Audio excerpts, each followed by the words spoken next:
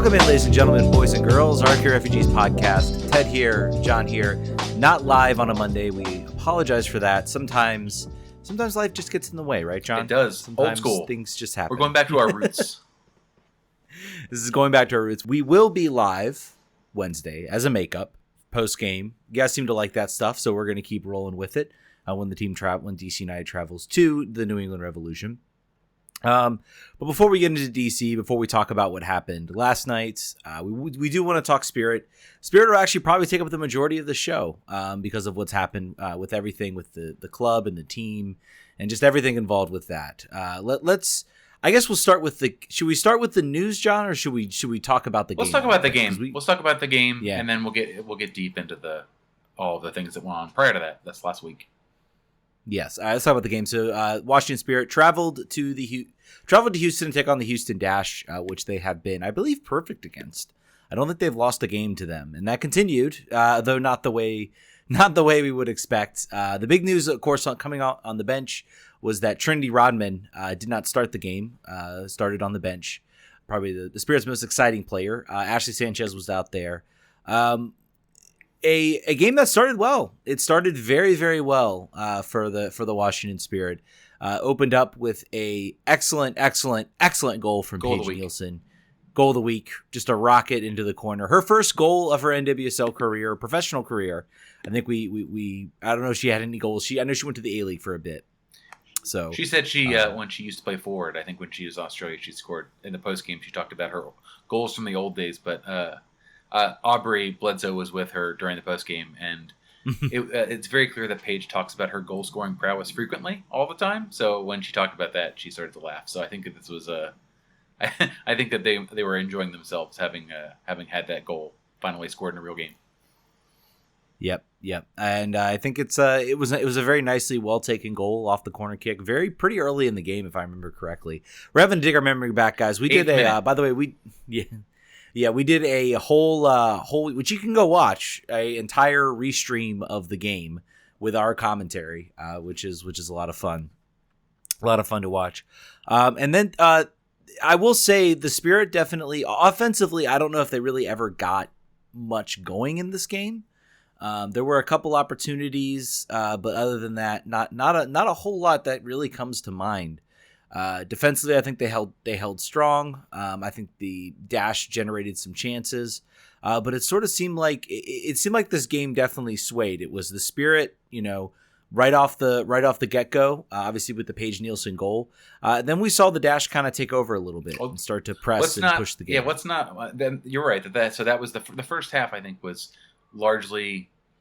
I don't want to say Spirit dominant, but Houston was not really very challenged in the goal. There was a close opportunity minutes after the goal where Tara Mikione hit the crossbar and Ashley Sanchez. Right, very true. So certainly, I think there were moments where the Dash were, somewhat resurgent, but the Spirit had 58.5% of possession in the first half and 85% passing accuracy. So a pretty good game.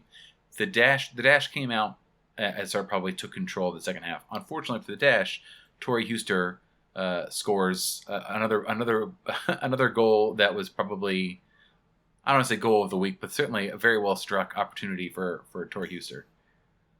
It is nice when the defense just kind of pulls off and sort of lets you waltz into the box. I think the Dash were expecting a pass. I forget who was out.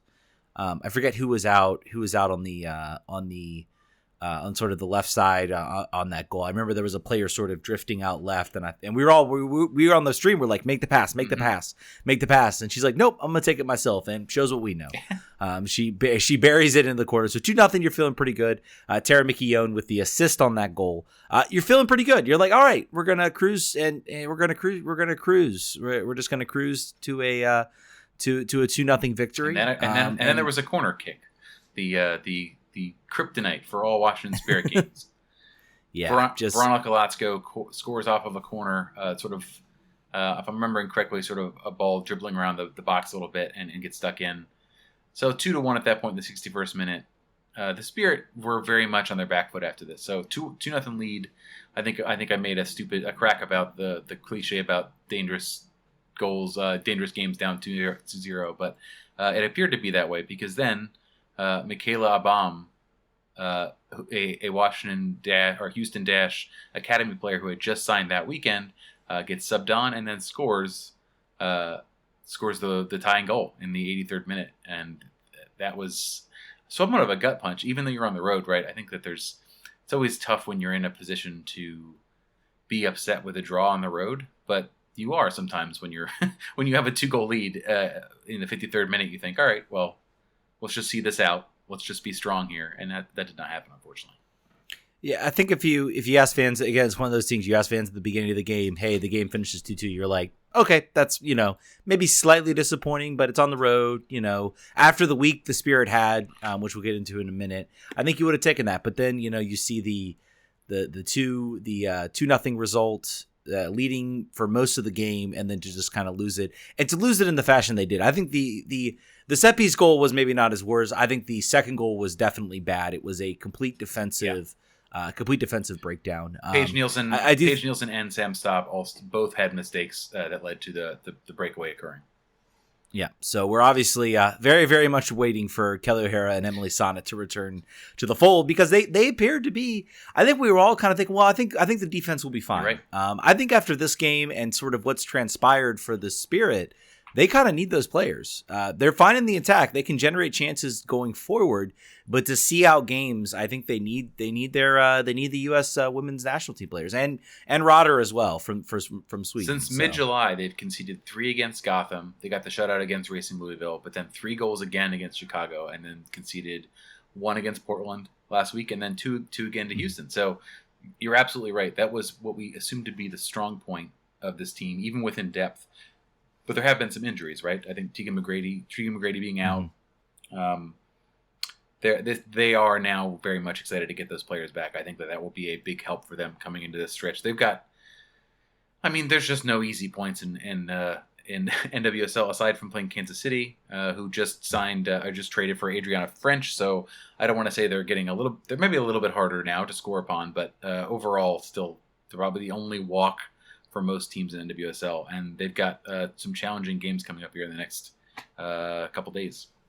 Yeah, chance to get a win. Just get a win at Segra Field. I think that's the game you're circling on your calendar. They've been struggling to do that. But they do have the next game against the Orlando Pride Sunday at 4 p.m., so that should be a good match. They're still sitting in the playoffs despite the draw, despite the result. Very, very tight in that playoff race. And again, they still sit. A win puts them above Gotham at this point. Again, there's some weird games at play, but you always like to have the points in hand as opposed to trying to chase. For sure. You know that this season is going to end. It's going to be the last couple games of the season determining. Yep. So just to check that out, the last 3 games of the season are Racing Louisville at home. That's a game you like. Mm-hmm. OL Reign away on their stupid baseball field. They've won there before this season. And then home to Houston Dash for maybe some revenge. So it sets up for them pretty decently well. They've got a tough run here now. The gauntlet is the Pride, the Courage, and then the Thorns in a row. But get 4 points out of there, and you're probably feeling all right. Yeah, and I think at this point, this is a team that is building in. I think they're a little bit ahead of schedule, and now it's on to the Spirit to right the ship now. After the news that's happened, I think we'll transition to that.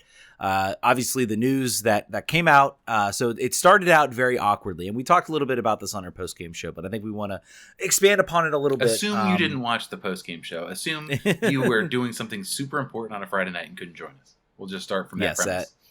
I think someone sitting through 3 hours, that was all in one continuous stream. So I think we're pretty set in that. But basically, the news first broke that Richie Burke was stepping down due to health issues. So obviously, the word's been going out. Oh, we're so sorry, coach. And then again, journalists doing what journalists is doing. And I think the Spirit thought maybe they could get away with this a little bit.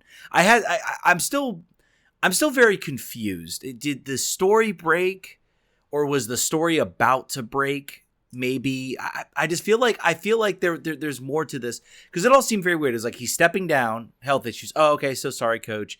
Then it's like no, there's no health issues. It's all related to this. I'm referring to the Washington Post article that really started this whole thing. I am wondering if that was about to break, because that seemed very put together very, very quickly.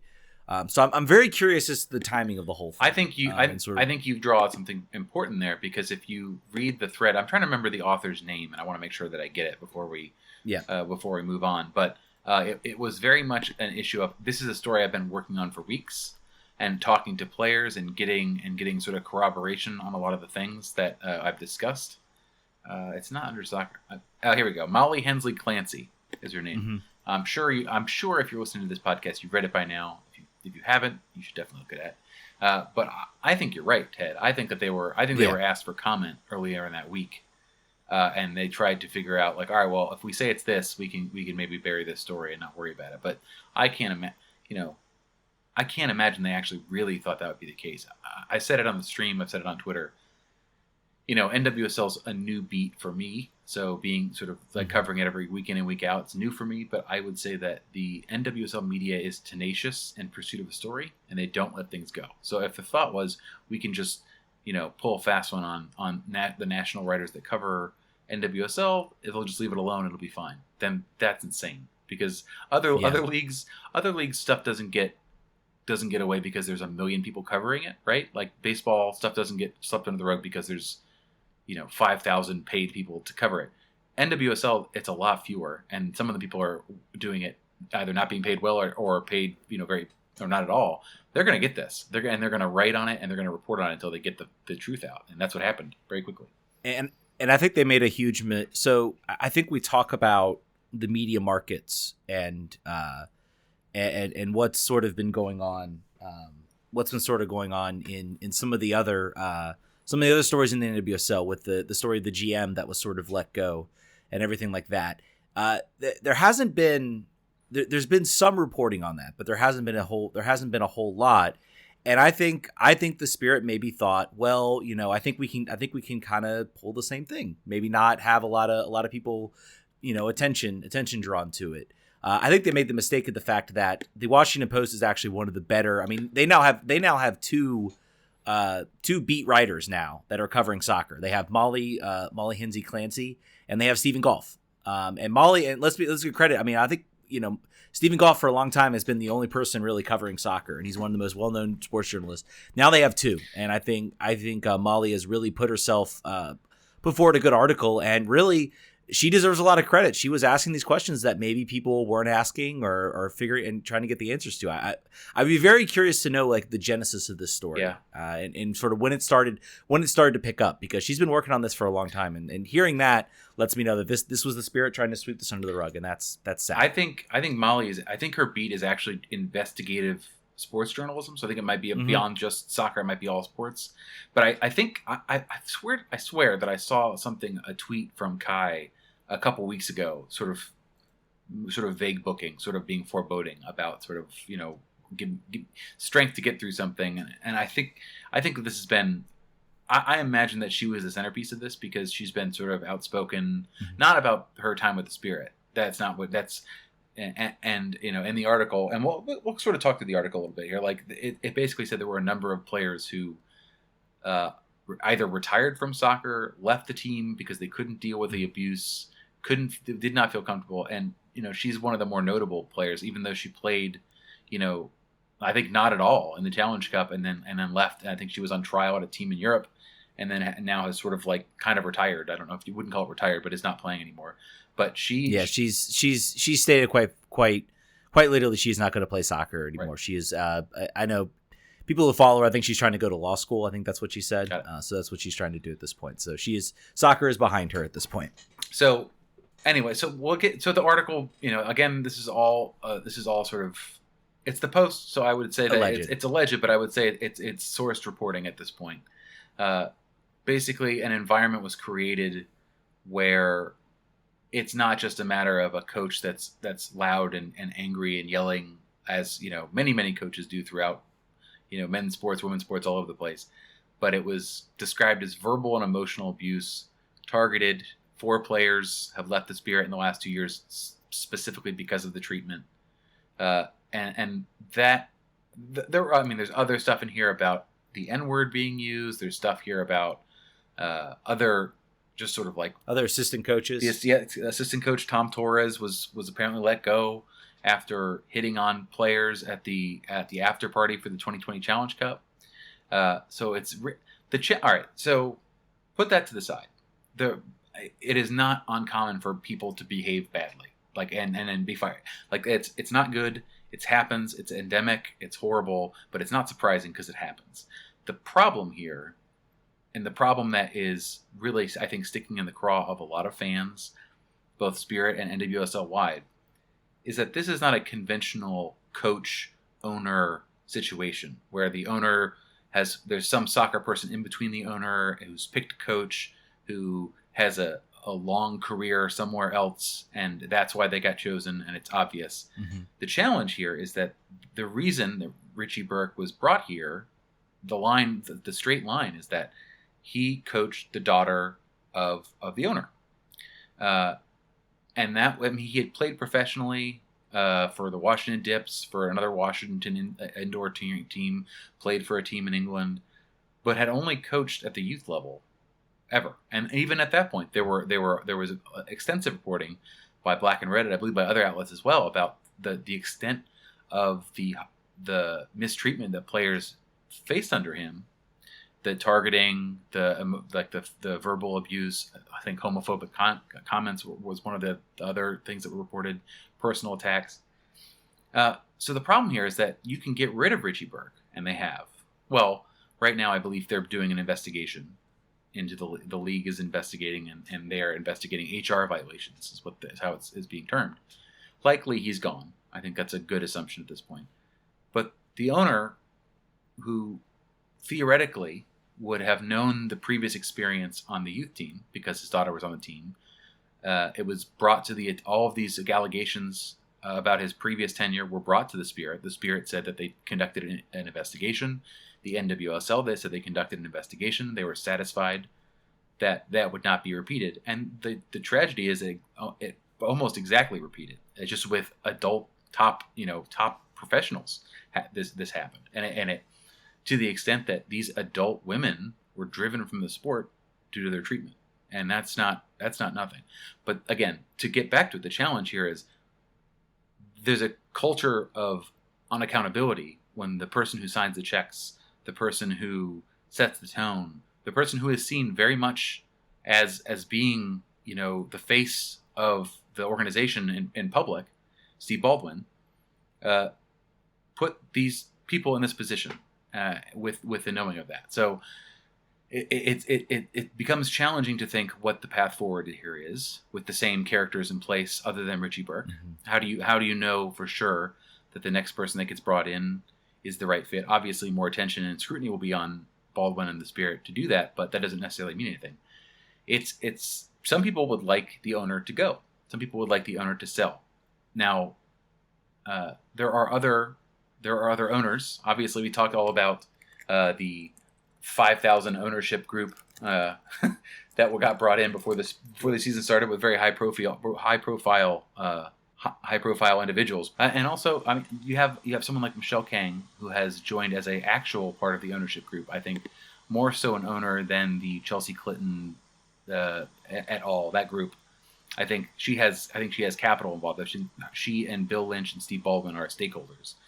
She was with the commissioner at the game on Friday, and the other owner of the Houston Dash, whose name I cannot recall. I assume this came up. I assume that this sort of thing said, how can we move past this? What do we need to do?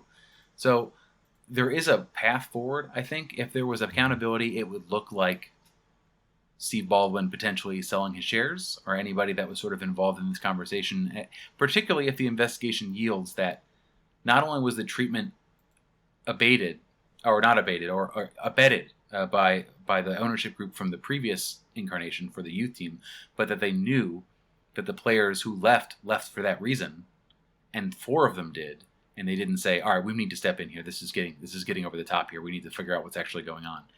If they knew and they said, this is just the way it goes, what are you going to do? Then they do have to clean house. There's nothing else. I don't think there's anything else you could do. What do you think?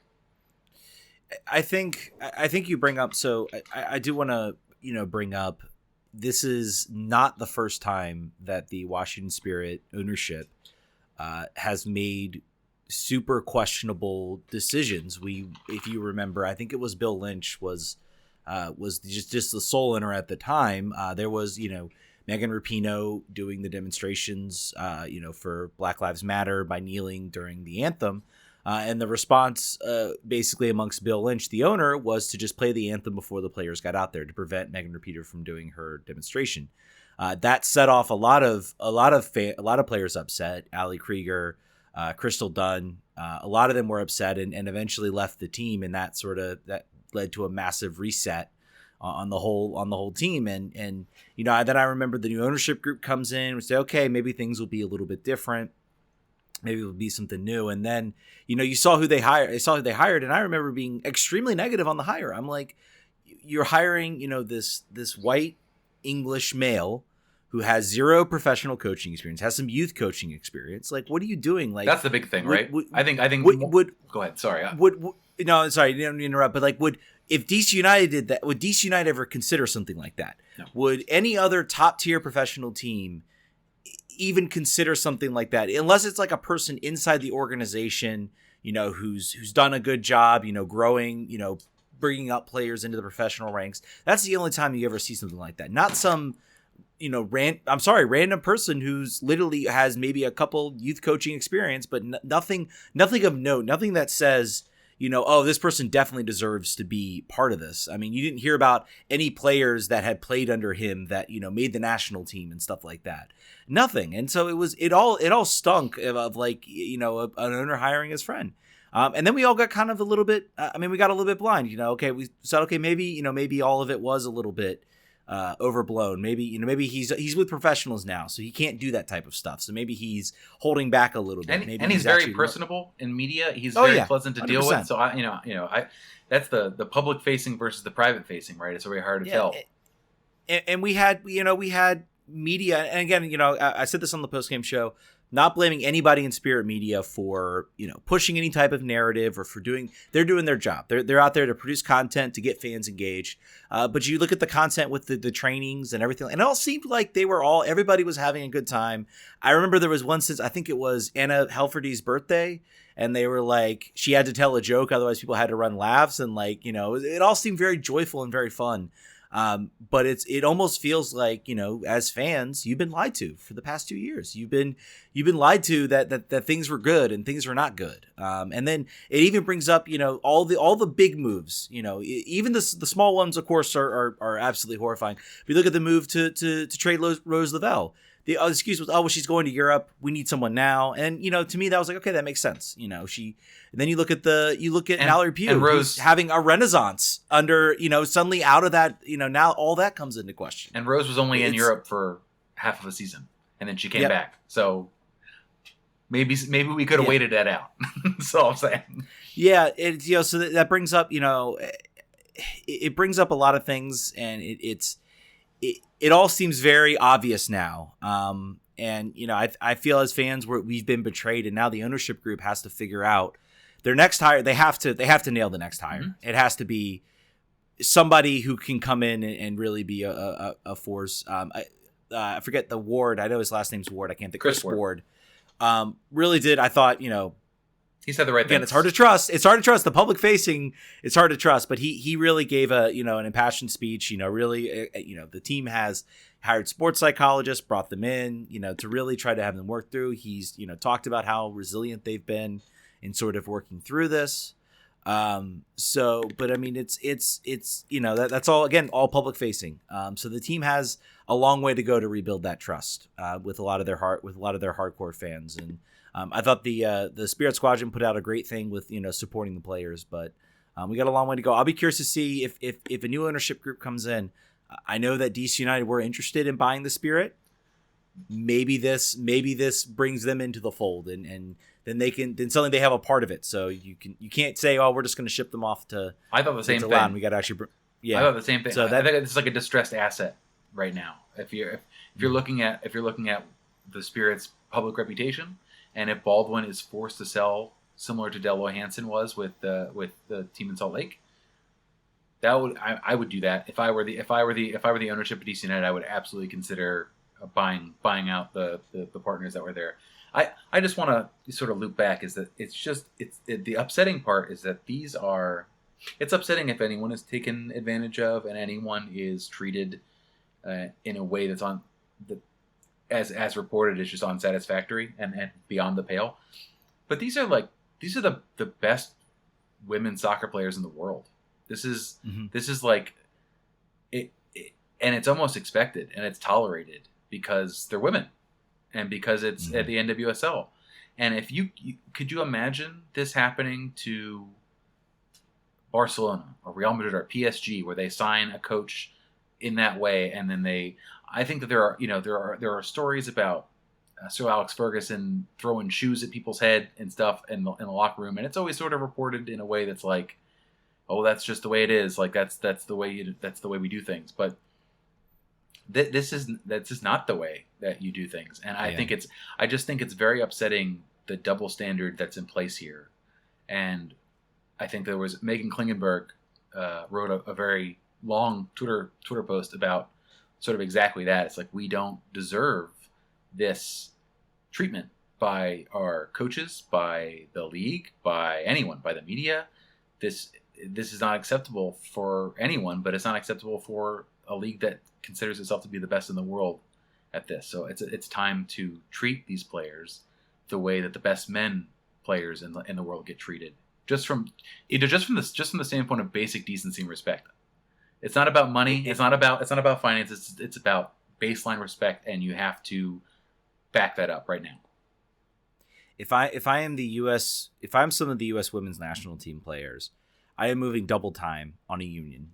The NW this should supercharge the formation of a union, because that gives you an avenue. And I think that the large problem that the NWCL faces, you look at what and to really it would be the benefit of the NWSL to have the league to prevent these types of things from happening, to have a league that has a union where you can file. And sometimes stuff leaks out, but I mean, I'm sure there are tons of times where the union files grievances against coaches or players or what's happening. And that gives you that avenue where the league can resolve it and the league can step in, and it gives that, that private avenue where, I think a lot of these, number one, a lot of these players aren't, I mean, other than the top percent, they're not paid very well. They get housing, they get food, but they're not paid very well. And that, that comes, I think, with also, I mean, you look at how, a minimum wage workers treated versus somebody who's making the league says salary. The league says 55,000 or 56,000 when you take into account housing stipend, which isn't nothing. That's the average they're saying, but that as far as like money to live, the liquid finance part I believe is around 23,000. Yeah, and also do a median and let's see what that is versus your average, because I'd be curious what they're doing to calculate those numbers, and certain players are probably making more. The median salary is what you do, and also what I think could happen, and maybe I think the NWSL doesn't want to do this for one reason, is because I could see the NWSL doing exactly what the MLSPA does, which is they release their salaries. They release their salaries to the world. Everybody can look at the salaries that players are making. So I would be very curious to see if they form that union, if they take the same route. And, there's a lot of push now, no more side hustles, no more, we want to be out there getting, full-time salaries, we're professionals, we deserve it. And they do deserve it. Everybody deserves, if you're going to start a league, men's, women's, whatever, you need to pay players a living salary. Or don't have a league. And if you can't afford to do that, it's just like anything else. If your business relies on immiserating humans to be able to afford to exist, you don't have a business, you have something else. So. And we're seeing, I think there's been some talk amongst NWSL fans after all this is like, should we even support this league anymore? Yes. And it's tough. It's certainly, you see the league doing these things that are not great, that are very bad, that, seem like almost a lack of control of owners and making sure that, proper standards are followed. And I think one person said, if the players stop supporting it, then I'm out. And I think the players, the saying like, oh, I'm done, no more NWSL is not the right call. I think being an active part and, encouraging and almost demanding the league treat the players respectively. Demonstrations on the field, anything like that, to support the players, but also say the league needs to step up, I think is pretty important. So I would also, we're not going to get this, but I really wish we would have the ability to know what the players think. Obviously, not while this investigation is going on, and not while certainly not on the media availability after games. But Tori Huster is the NWSLPA president, right? And she is in this situation, and she's sort of like a dual visibility situation for her. I want to know what she thinks. I want to know the players who, I'm sure that I bet you there are players that were okay with it, because there had to have been some, right? Because although if it was everyone, if every single person felt the way that some of the other people left, I think this would have come out a little sooner. So I think so what is the dynamic inside the locker room, where there were maybe some players who got picked on less, there were some players that got picked on more. It had been said over games that that Richie will yell at Ashley, and Ashley will tune him out, but Richie says that's how Ashley gets motivated. Is that how Ashley gets motivated? I don't know. Yeah, maybe it's not. All of that, all of those quotes. And I think even Ashley joked about it a little bit. I think we are seeing, this is part of a larger story too. Both men's and women's professional sports is mental health is coming back, is not coming back, but it's sort of becoming more of an important aspect of sports. It's before you would have people talk. I talk about, Landon Donovan taking a sabbatical, talking a lot about his sort of how he felt mentally and how that affected his performance, being called by U.S. men's national team fans as weak, as, Landy Cakes, all the derogatory terms towards him. And now I think, we're, after, oh my goodness, after Simone Biles and everything that's happened there, I think we're starting to have a bigger conversation about, sports and mental health and treating and having players, not, they are there to entertain us and we support them, but they're not there to do it no matter what. And I think that is becoming an important part of this as well. Some players might've been fine with it. Hey, that's a coach that I've dealt with that my whole life, whatever. I don't care. I don't care. I'm going to go on and be better than Richie Burke ever was. So I don't care. This is just what the job is. But there are also probably players that, it like it did with Kai McCullough. It completely killed their love of the game and completely forced them out of the game. So, and that's why that's not good. You don't want that. You're right, and I think that just to loop back on what you said and double important, the ability to make those complaints earlier through a formal grievance process makes a paper trail. It gets everything on the record. You get testimony on both sides. You get it all, and then they can decide, good, bad, indifferent, and we'll move on from there. And then that keeps it from going so far. Maybe if he gets this early on, maybe if he has an HR ding, and I think that he was apparently given a warning the last week, no more mess ups. You've had the end of your rope. So HR clearly was watching this and had heard complaints. But you would think maybe if there was something that's up to the league office and like you did this to this player on this date, that violates these rules. You have been fined $500. You cannot do this again. It's a strike against you.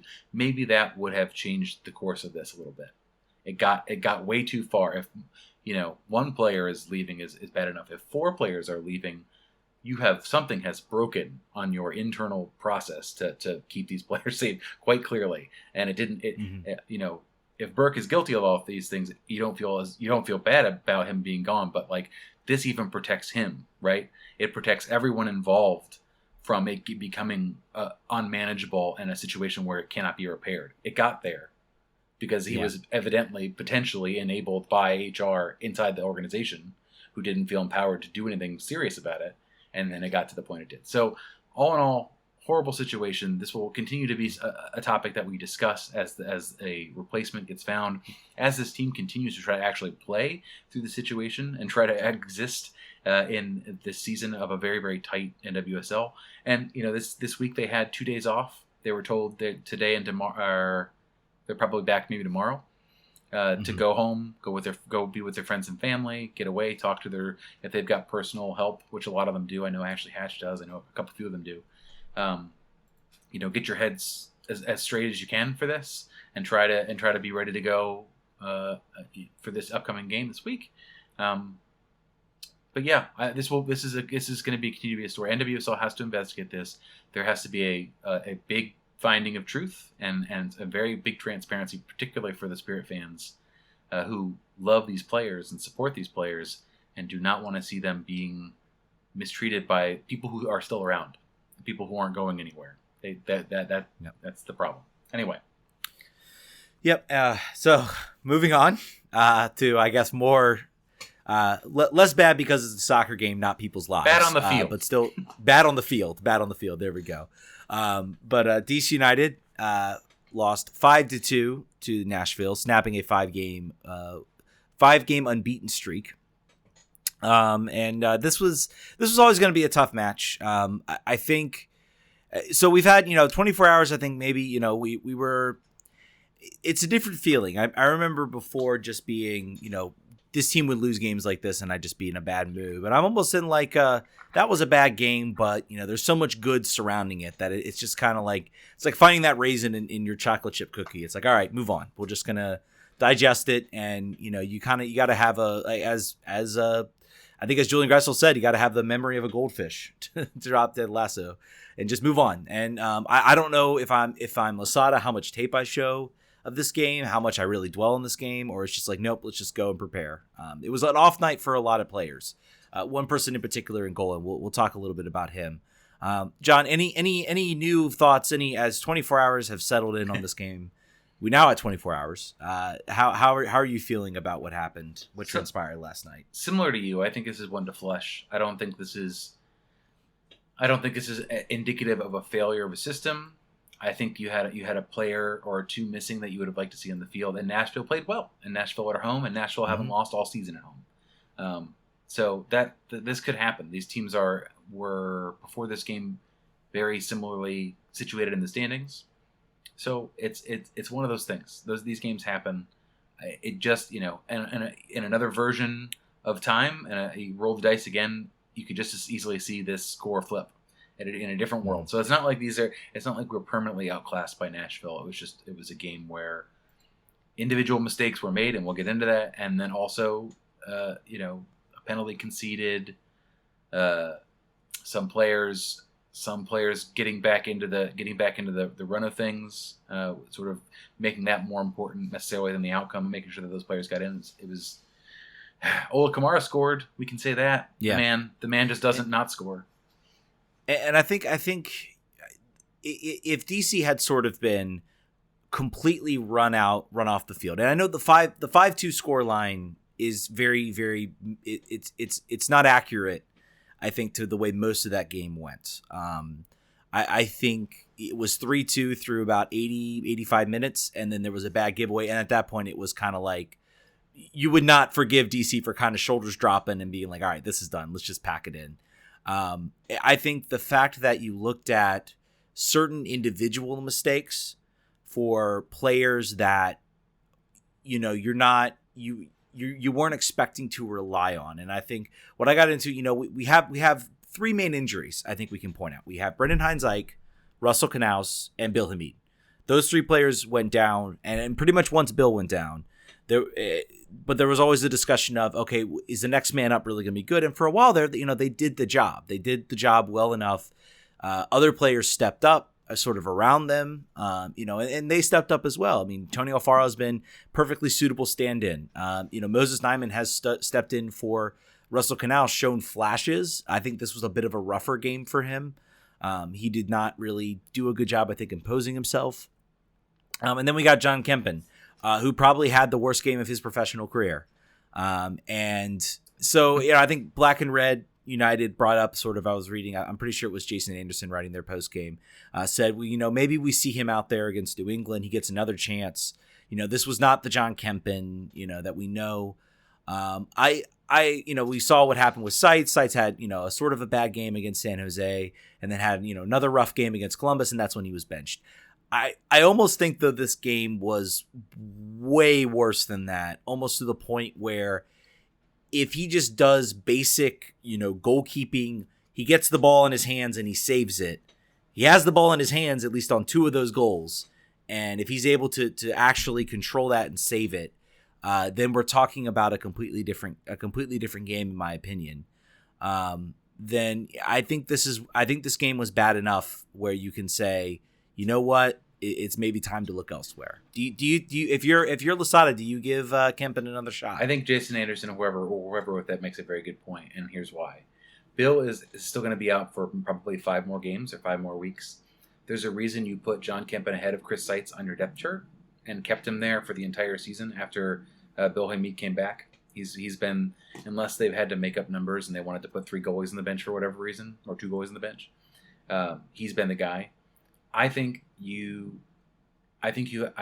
now because he said that, I think you do give him another game, because if you pull him after 1 game, you've burned him a little bit. And if you have to go back to him because Chris Seitz is the 3rd goalkeeper that you've judged that he's 3rd in talent, and then you pulled Kempen out, you've got to have Seitz for like 3 more games. And if you think that Kempen just had a bad game, but overall on the day had a bad game, but overall is the better keeper, then yeah, you do probably have to roll with Kempen again, much to the chagrin of fans and maybe even me of last night, of Sunday night, also would have said that. But I think that's honestly a good point. I think that he has really made it clear by selection, as much as determining who the 2nd and 3rd keeper on a team is important, which is not really that important in the broader scheme of things. He seems to have made a declaration about where he sees them all sit in. So I think there's some value to that, honestly. Yeah, and I think we have seen Losada. He's obviously a tough manager, but he also appears to be a very fair one. He gives players. He didn't throw Moses Nyman to the bench after his red card. He said, "Get out there. Let's see what you got, and prove show me what you got." So. I think it's going to be interesting to see. I think a lot of it's actually probably it's going to be on Zach Thornton, who I think is still the goalkeeper coach. Yep. I know they've had some people leave. It's going to be on Zach Thornton to get him back. That's where I think he's going to come in. Can he get Kempen back up? Hey, pick yourself up. You had a bad game. Show him what you can do again. So we'll see. I think it's going to be up to Losada to kind of read that. How are you going to read the player? If he, I think whatever the next moments in training might be the indicator of that. If he looks still strong in training, doing the same things, then yeah, I think he gets another shot. If he looks, like that whole game just ruined him, you got to bench him and you got to put in Chris Seitz, and because it gets much tougher. It gets way tougher to go up against New England, especially on turf. I want to talk about something that was brought up. I want to talk about Losada is not without fault. A lot of people were bringing up so Eddie Nahar did not play in this game, and a lot of people were saying he could have made a difference. Rested for Wednesday was the official reason. Rested for Wednesday, so you're going to go play him on field turf with his knees and his legs and all the injuries he's had. That's your answer. Mm-hmm. I don't know if I would have switched that and played him on a regular grass. You had a full week of rest, regular grass. Rest him for New England. Maybe you get a better performance. Maybe you get something a little bit different. Because that was certainly something that was missing from this team is when Andy Nahar's not out there, this team gets almost an extra layer. He's almost an extra player, an extra attacking player coming out of the back that teams have to account for, and it opens it up for other players. So I don't know if that would have been the message to take. And then rest him for the turf, and then he's ready to go for Atlanta. I don't know. Just throwing that out there. I'm sure maybe there might have been some other injuries they were concerned, and maybe it's just like, you know what, we don't want to press this. Let's just rest him, give him a rest, and we'll get him in there against New England. So we'll see. Yeah, very curious to see what happens there. I mean, I thought that this lineup was extremely attacking when it was put out there. I thought I was somewhat impressed with the choices made, but I think there are quite a few players that had off nights. Or at least nights where they would, you would have expect better. I think Kevin Paredes didn't really influence the game very much, and he usually does. He has a high bar, right, at this point. Yeah. So he was bottled up. He was. Junior Moreno had an uncharacteristically ineffective night as well.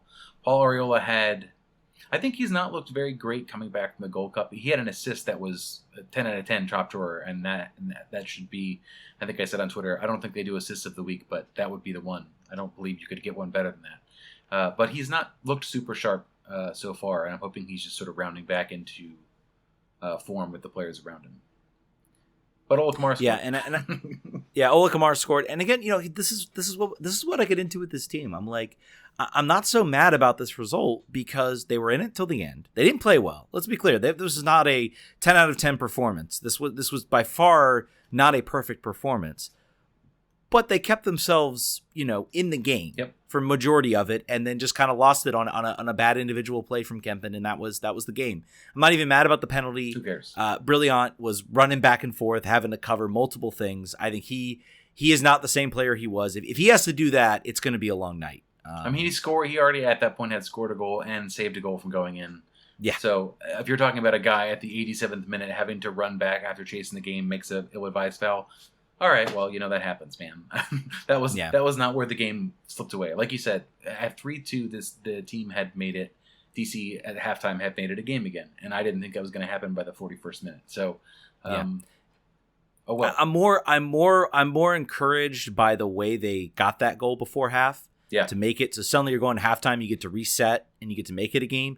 Than I am about how they lost it towards the end, and I'm still not happy about that. But that at least that's not system. That's individual mistake. Mm-hmm. They had done enough defensively to hold Mule, and Mule puts a pretty weak shot in, and just kind of Kevin just doesn't get to it. So I think that's good. I think you raised a good point about Moreno being off.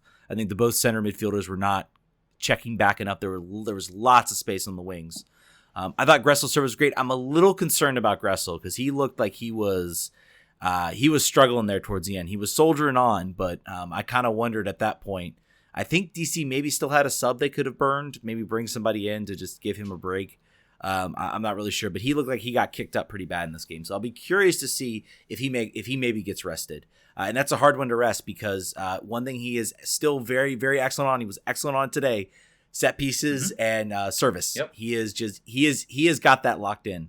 It's been excellent to watch, sort of, and really I think it should. Both Gressel and Ola Kamara were absolutely in the doghouse amongst DC fans for a long time, and Losada showed patience with them. He showed, nope, we're gonna do this, and that patience is being rewarded in droves. I want to bring something up about Ola Kamara because this has been sort of talked about. He is in the goal. He is in the Golden Boot hunt. Mm-hmm. I think there's no way ifs, ands, buts about it. He is the first player. This was a stat that Stephen Goff dropped that I love. First player since Luciano Emilio in 2008 to score in 6 consecutive games. 6 consecutive games. We have not had a striker since 2008. All the strikers, Wayne Rooney, Fabian Espindola, Eddie Johnson, none of them were able to do that. Eddie Johnson, I forgot about him. Yeah. So you look at that stat, but there's still are fans that talk, he would just miss so many chances at the beginning. I'm like, at this point, what does he need to do? Does he need to win the Golden Boot? I mean, he is scoring at an incredible rate. We now have a bona fide striker who's putting the ball in the back of the net. He's doing what his job is, what this team has needed for years. Mm-hmm. 4 years. He's doing it. He's doing what he was advertised and what he was said to bring in. I don't know what more he can do. And I think I said on Twitter, it's a tribute to the alcoholic uncle who says, "This time I'm clean," but people still have the memories of everything bad, and I think that's kind of. I think people wanted a different striker up there, and now they're seeing the result, and that's hard to accept. I think for some fans. Yeah, so, he's very efficient. I think it's about. You're right. I mean, right now its efficiency is like MLS historic almost as far as his minutes per goal. I think it's in the 62 or 63 minutes. I think it's just a matter of high-profile misses that where the fans just made a decision, right? On a player, you just collectively make a decision. I think we made a decision earlier on this season and in seasons past. Like there is a rope, and obviously he did not lose confidence in himself. Apparently, Hernan does get on him, right? Like he told him, I was listening to the post-game press conference from the previous game, and Goff asked a question of Ola about, so Hernan says you weren't good enough at half. Do you agree with that? And how did you feel at scoring the goal in the second half?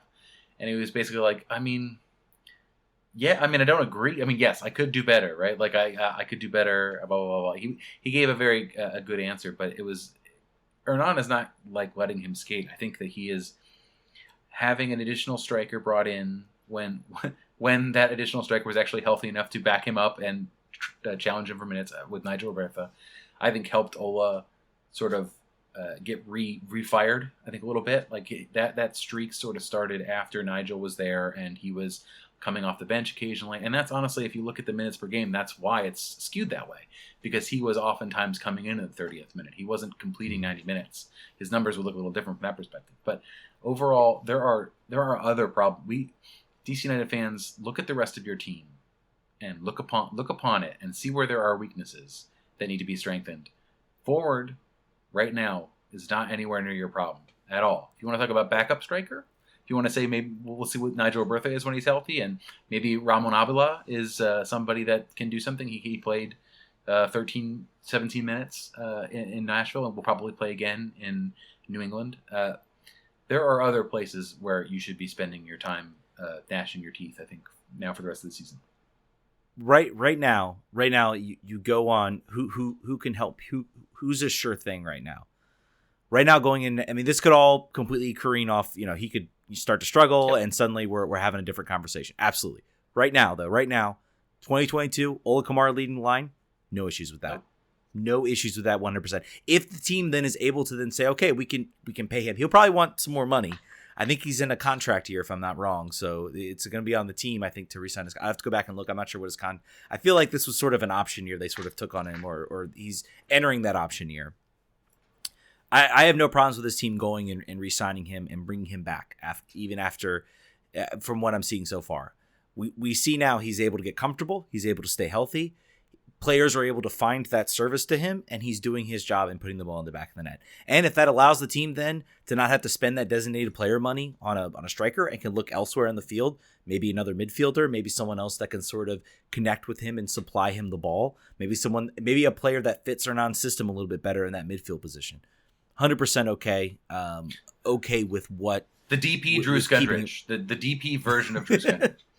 And let's talk about Drew. Drew, I do want to mention Drew. I thought came in and really settled down that middle of the field. I think that's why that game stayed 3-2 for so long, because he was able to come in and sort of be that sort of energetic destroyer. He really played sort of a different role because he's played further up the field.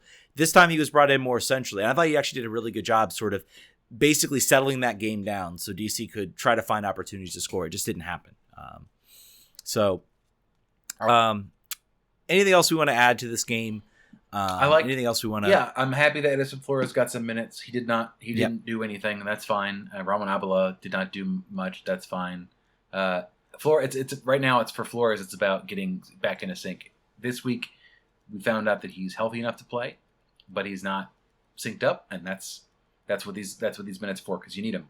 You wrote a great article about how much you need him, and now he has some games here. I think he's going to get more and more and more time. I think he'll probably get another 20, 30 minutes in New England. I think when you get back home, he'll play a little bit more maybe. You got to figure out how he's going to be reintegrated into this attack. Yordi Reyna probably is the one who makes way, obviously.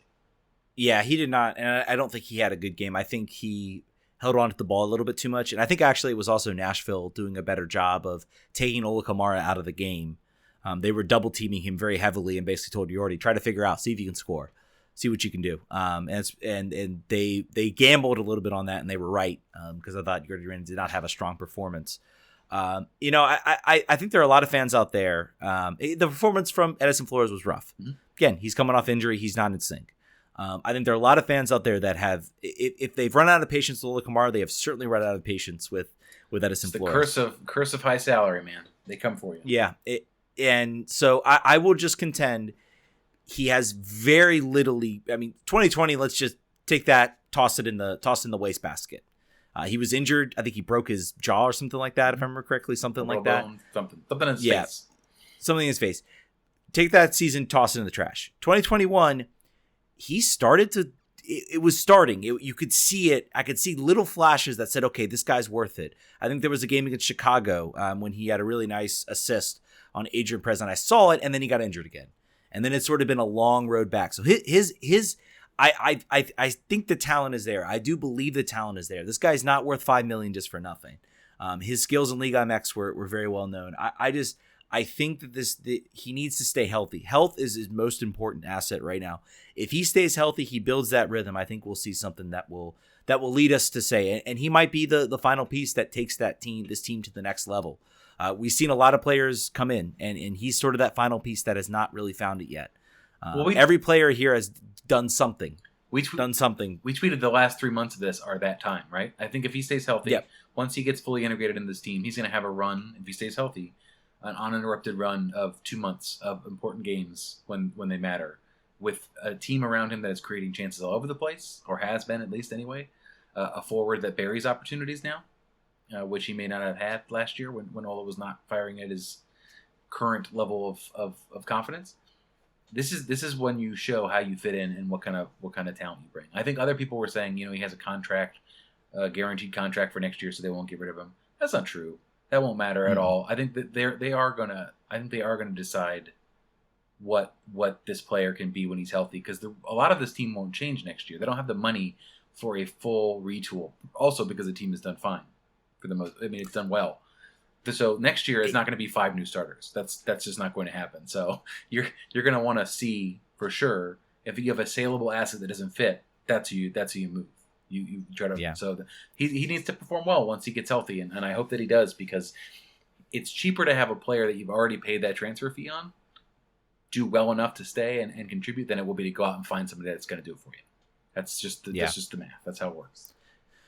Yeah, I'm pretty sure. I thought he had maybe a 3-year contract with the 2-year option? That might have been it. Either way, if it doesn't fit, it benefits them to sell him out of contract. That doesn't make him unmovable. It really has nothing to do with anything. So I wouldn't worry about that if you're sort of wondering. Yeah, can you move you're not worried. You're not worried about it. You're not worried about it right now. You're not worried about it right now. Right now, it's just about getting him into this team, because you need to see what he's got. You need to see everything. He needs to get a chance to really show what he's got. Sorry, I'm just trying to pull up. I want to see what exactly his contract is, because I seem to remember. So Pablo Mau's reporting his contract runs 5 seasons. I'm guessing it's 3 years and a 2-year option. That would make sense. 5-year guaranteed. 5-year guaranteed for that player is bananas crazy. For a player in the middle of his career making 1.5, that would be. I hope that's not the case, because I think that's sort of malpractice from a roster construction perspective. Well, I think so. It's a 5-year deal. Most of the time, there's not, usually very rarely do you see the reported options. I'm guessing 3 years with a reported 2-year option is probably what we're seeing right now. All MLS contracts have options. This is not a 5-year with 2-year option. No. 3 years, 2-year option. So I think really he's got. I think the team, regardless of how he plays, unless he is so just god awful, gets injured again, which could happen. And then you can't move I think as long as he gives you at least a little bit of something in the run up to these games, as long as he contributes a few assists, gets in there, I think you see him back next year, regardless, because I think the team is going to give him all the opportunities he has. You get another year, maybe you can build something else around him, and I think that's a lot of money just to say goodbye to without at least giving it the full run. I don't know. Well, you could sell him. I could be wrong. You could sell him for instance, if he did okay but it wasn't a fit, and you had another guaranteed year, you could sell him and make money. Whereas if you play him out next year and he has an option you don't pick up, then he goes and walks for free, and you don't get any of it back. You've lost the transfer fee. None of it's recoupable. Yeah, I don't know how much you're going to get right now. For this player, and I think that's going to be the thing is, if you take a $5 million offer that you made for him, it was $5 million, right? $5 million, and then you're only able to get $2 million back. Well, it's better than zero at that point. Yeah. Zero, man. I mean, better than zero, but at that point, I'm just might as well just see if he can. And then if he performs well, you get that 2-year option. You get to hold on to him, and then you get to look maybe to increase your assets. So it's like a GameStop. It's like a GameStop situation. Yeah, you paid $100 for it. GameStop will give you $450. It's better than zero, but very marginally better than zero. Well, we'll see. He's got another opportunity as the team goes up against New England Revolution on Wednesday. Short turnaround, probably good. I'll be curious to see when he comes onto the field. Don't think he starts just yet, but I think we'll see him. We'll certainly see him out there. He may get the start. This is going to be a turnaround. I think maybe that would be hilarious. Maybe your eye on turf. What's that? It would be hilarious if both he and Nahar get the start on turf. His best game. Mind you, his best game that he ever played for DC was against New England on the road. Best game he played for this in team. A loss. And in a loss. But he had, I think, at least a couple assists. Yep, 2 assists. Looked very, very good. And sort of providing, and he's got a goal scorer out there in Ola Kamara now that's firing on all cylinders. That was not the case in that game. So I don't know, but I think he comes off the bench. I think you're maybe looking at that Atlanta game. Maybe you give him that start at home in front of the home fans. I could see something like that. We'll have to see. Should be an interesting week coming up for DC. I think that Atlanta game is a little bit of a trap game. I'm not gonna lie, because of they've started to look like they're starting to put it together. You got Joseph Martinez getting a goal. When he gets goals, he scores in buckets, and he does like to score against DC. We shall see what happens. The Revs are 6-0-1 in their last 7 games, so that's a bad sign off the jump. Gustavo Bo is the only person scoring more goals than Ola Kamara right now with his 12th goal of the season. Very similar per 90, almost similar per 90 scores. I mean, their last game was against Revolution beat Toronto 2-1 on the weekend, and I think it came back. I think they were down 1 and scored 2 unanswered. Toronto being sort of a weird barometer for DC United to benchmark themselves against after that we beat them so bad they fired their coach. But the Revs are always a tough matchup. They've been a tough matchup since since Bruce Arena came back, and they've turned into a different team basically since then. And they've also brought in a lot of new players, so they're basically a new team. On short rest, on turf, on the road, with I wouldn't say there's not really big injury concerns at this point other than the long-term guys.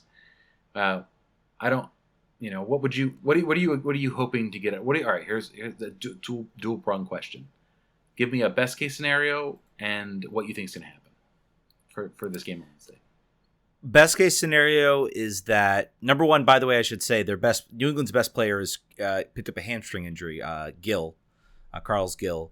That is a huge loss for them. So I think they are not going to have a lot. They're going to be missing some of the offense. They're still a very good team, don't get me wrong, but that's something DC doesn't have to account for. Best case scenario is always a win. Right. I think you're looking at if the team can return to that sort of stout defensive work that we saw them do against this same Revolution team with Carl's Gill earlier in the season. They managed to hold it, and it was just kind of a fluky own goal that sort of led. They have a much, much stronger team now. Again, differences in season and where people are. I think if we see a team go out there, I'll be curious to see what the lineup's going to look like. How is Losada going to manage these minutes? I mean, I could see a scenario. It would not be out of the realm of possibility for this team to sneak out like a 2-1 victory. Maybe on like a last minute goal. Maybe they kind of do the same type of thing they did against Montreal, where they kind of just, sort of rally and pull together. And really, I think that would be a huge result if they can get it. More likely is hard. I mean, the more likely result is maybe either a draw or a 2. I don't think we'll see something crazy with the loss. But I think we'll see maybe like a 2 or a 2-0 loss or a 2-1 loss or a 3-1 loss or something like that. I don't know. It's really hard to judge this team because they've been playing so well, and really the Columbus game for me sticks out as a game where just like they really put them to the fire, and I could see something like that happening. Yep. Yes, the Revolution are a good team and they're riding high right now, but every team's got to come down, and DC's not going to be an easy game for them.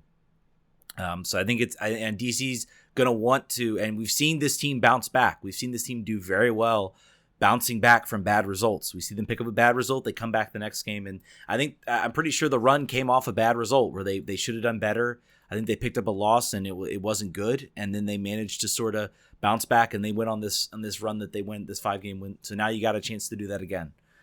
So we'll see. I don't know. I just say I don't know what's going to happen this game. This game is totally up in the air. I could see it going so many different ways, and that's the beauty of this team right now. That's the beauty of this team right now, is that they are exciting, they're fun, they're interesting. You never know what you're going to get. I'm intrigued to watch them now, and I keep talking about that because it really is incredible. Give me a thought. Am I being too glowing now after a loss? Honestly, that's what I was going to say. Best case scenario is a 2-1 win. I think that they're unlikely to keep them off off the books entirely. I think they're going to probably score. They're too prolific, even with Carlos Hill being out. I think that they have many. Adam Buksa, who just got called up to the Poland national team, which is very cool for him. I think they're going through a bit of a retool after Euros. I think they're still very, very dangerous, and I think our defense, like you said, it's hard to not carry in some of the bias from the Nashville game about the defense, because there were a lot of weird individual mistakes that led to problems. Also, the goalkeeping is still going to be a problem, maybe. So I think 2-1 is the best case. I think 3-1 loss is the likely situation. I think that, sort of a situation where you get behind. It's very, very similar to Nashville, and they score. Either you come out ahead and they get 2 goals back and you're chasing the game, and one just happens because you're chasing the game. I don't know. I'm getting a feeling that this is going to be tough for them. And I think I mentioned it in the post-game show. What do you remember? What I thought? My handicapping of DC United to win was? Do you remember what I said? I don't remember. I know that I had it was definitely above 300, and I just checked right now. It's plus 430 for DC United to win. Phew. So take a bet on that. Take a flyer. Minus 170 for New England to win, which it looks like is the what's the draw? Do you have the draw? Draw is that would be a smart bet. Draw is probably. plus 270. This is the second most favored game of the weekend. The other one is Kansas City to beat Portland at minus 190. And you have to. I'm curious who did New England play? Because that can also influence last things. Week? That can also Toronto. Or who do they play on this Sunday? Oh. They got Cincinnati. Never mind. At home too. This is definitely the tougher game of the two. They are. I was hoping they were going to play like Philly or Nashville or somebody to like make it a little bit better. Maybe say, hey, maybe we can start a weaker side and just kind of see that one out. They are polishing their muskets right now in anticipation of this next 7 days. They're like, this is what I'm talking about. So it could go either way. And also, like I think you said, that I don't think Atlanta is a soft landing for them. Should this game go poorly, and it could, I think we just talked about all the ways in which it could. Should these sort of, you're coming off the back of 2 lopsided losses potentially, and you're going into Atlanta at home. Atlanta right now is not the Atlanta of earlier this season where they looked like the Keystone Cops and everything was falling apart. So I don't despair either way. Even if you do go through a bad week here, a bad 9-day period where you pick up no points, not the panic button. It just sort of sometimes this happens. We're still, we are very, very, we're bullish on Losada Ball. We're bullish on when these players are healthy and when they have just a better matchup. So we'll see how it goes. We got to play this game first before we talk about Atlanta on Saturday, but it could go. It's certainly a coin flip. You and I are just completely sort of at a loss for how this game is going to go, I think. Yeah, I think both games. I think you look at this. 3 points is acceptable of these next 2 games. 4 points is very, very good, and anything above that is excellent. Which I think 4 points is excellent. I think if they're able to get a win and a draw out of these next 2 games, I got no complaints, no matter how they occur. Yep, and then you got a Philly team coming up the next week. Tough game. But a team that DC United has sort of figured out a little bit. I think I think that's a game. If I'm Losada, I'm circling with big red letters. I want to knock them off because they're sinking a little bit. The East has just gone crazy. I mean, New England's at the top, but everywhere else it's been just back and forth. Who's second? Who's teams playing well? Teams not playing well. Columbus are sinking. All those other things. So. Should be. It's going to be fun, regardless of what happens. It's going to be fun to watch. And also, and for you can join us for a post game on Wednesday night to talk about how this game goes, however it goes, and make sure you can call in and we can talk about it. Yep, and we're probably going to keep rolling with this. People seem to like it. Yep. All right, y'all. Thank you so much for listening again. We'll be there on Wednesday doing post game. You guys are incredible. You guys are why we do this show. Thank you all. Thank you to everybody for the warm response on our Washington Spirit co-stream. We really wish the Spirit were doing more Twitch games, but definitely keep an eye on that. As long as they're on the Indy still on Twitch and we got games, I think we're going to make a habit of trying to do that. again, I guess, twitter.com, patreon.com. Patreons are getting this show right as soon as I'm done. So I'm going to wrap up and edit the show and put it out for you guys. Monday night for you guys, probably. Maybe Tuesday morning. Twitch, make sure Twitch, if you're following us on Twitch, this is the only place we're going to stream tonight. Obviously, the weird situation where we're just doing old school audio, but generally, we're going to be doing that. We're going to be doing that thing for you live on Twitch. So follow us there. And if you want to subscribe, it's very easy to do so, and sometimes if you have Amazon Prime, you could subscribe to us for free. So do that if you would like. We'd love you to. Yep, great. And thank you all so much for listening, and we'll catch you guys on Wednesday night. Vamos. Vamos.